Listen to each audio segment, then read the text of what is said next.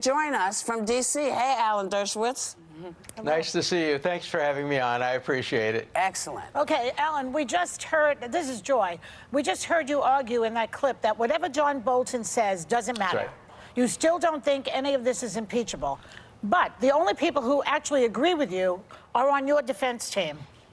And 75% of Americans want to hear from Bolton. So why should we listen to you? Well, I made the constitutional arguments. My sole role in the case was to argue the constitutional issues. I would have been making exactly the same argument if Hillary Clinton had been elected president and if she had been impeached for abuse of power or obstruction of Congress. In fact, I started doing my research on impeachment and decided to write a book when Hillary Clinton was in the lead and it looked like she'd be elected and the Republicans were yelling, lock her up and impeach her. Indeed, we did a mock cover from my book, the original title of which was The Case Against Impeaching Clinton, Hillary Clinton. So I'm making exactly the same constitutional argument. I'm not arguing about witnesses. What I'm saying is the charge of obstruction of Congress and abuse of power are not within the constitutional terms, high crimes and misdemeanors. The framers rejected terms just like that. They rejected maladministration as a potential term. And maladministration is virtually the same as abuse of power. All right, good. I was just going to ask you, say that according to what I'm reading, you're the only constitutional scholar who goes with that line. There is not one other who agrees with you. Not one. Let me be very clear about that. In 1867, the dean of the Columbia Law School... Alan, no, you know, in 1492... You know, Columbus sailed the seas of blue. But listen, I need us to move on. So you're saying now that you need a crime? You're not going to get me to move on until I make this point. Okay, well, here's the thing, Alan. You're not going to get any time because you got 4 people trying to ask you questions. And so I'm asking you to move faster. I have to make this point. Shortly after the Constitution was enacted, the dean of the Columbia Law School said that the weight of authority was in favor of it being a crime. Now the academics all say it isn't. Why? Because Donald Trump is being impeached. If Hillary Clinton were being impeached, they'd all be on my side. That's just baloney. That's just baloney. Okay, are you done?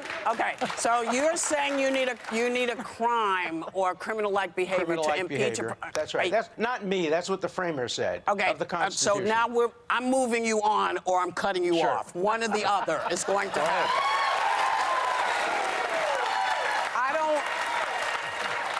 I don't want to make this contentious, but we only have several minutes. You're laughing. I've always been respectful to you, and you've always been respectful to me. I'm very respectful to you. Okay, so I need to move us on because, as I said, we have 4 people here who actually want to ask you things. Sure, please. So here's what you said in 1998 during the Clinton impeachment. Take a look at this clip. It certainly doesn't have to be a crime.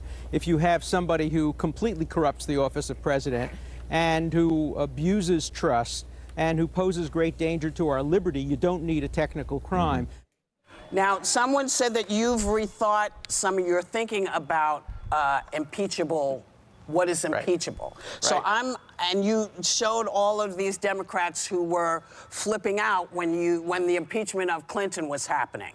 May I point out that the only difference between then and now is that your side is flipping out for the same reasons the Democrats were flipping out, and the difference is one president followed the law and sat down and did what he was supposed to do. We have a president now who's blocking people from doing stuff. So you think that's the right behavior? You condone that? Or do you think he needs to allow people to do what is being asked by the courts? You've asked a few questions. Let me respond to the 1998 tape. First of all, I want to admit one thing. I was dead wrong about my haircut. I looked just awful in that tape. Second, in 1998, the issue... Yeah, we'll all agree. In 1998, the issue was not whether you needed a crime. It was whether or not Clinton had committed a high crime. I'm a scholar. I have written 40 books. I have changed my mind many times. About 3 years ago, when I started looking into the Hillary Clinton possibility of impeachment, I decided you needed a crime. I wrote a book about it several years ago. I didn't change my mind on partisan grounds. Larry Tribe, on the other hand, back in 1998, said a sitting president can't be indicted. All I want to know is whether now you think he says you can be indicted. You know, you've been a lawyer a long time. I have been, and yes. I've not seen any of your briefs briefs about your change of heart when it comes to impeachment. So I'm having a hard time accepting it. What? Should he?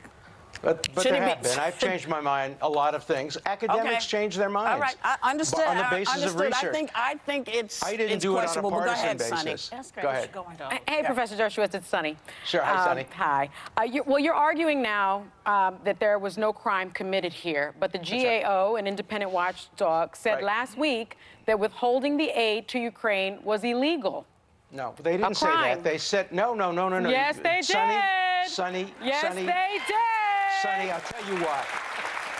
Let's assume that I'm right and you're wrong, and they said they did. Would that be enough for you? $1,000. Yes, let's bet $1,000 to be contributed to the peace of Israel and Palestine. Let's just say that I'm right. Let's just hypothetically say I'm right. Please, they didn't say a crime.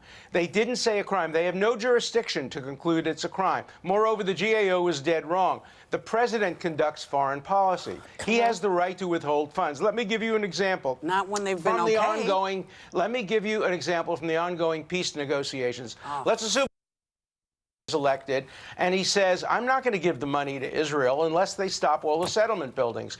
Quid pro quo, withholding funds, not a crime. The president has the complete What does that have to do with authority nothing to to do that. do with nothing to do with what Let me ask you this. Trump did it for his own benefit, not for the benefit of the Israelis. Let me just ask you this. I quoted You know in my talk to the Senate.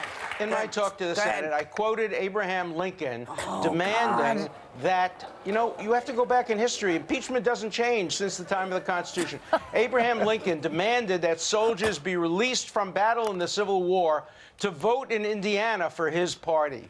All right, that is cool. so common. What else? Presidents Let's making impeach foreign him. What policy else? decisions that benefit them politically. That is not a ground for All right, then. impeachment. Okay. You do know, Alan, that Judge John Pickering in 1803 was removed under the impeachment clause for dementia and alcoholism, right?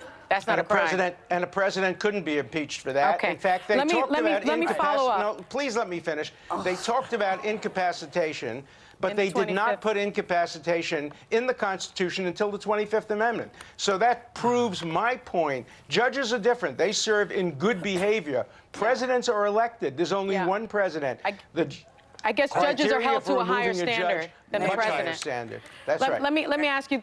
We're going to go to break.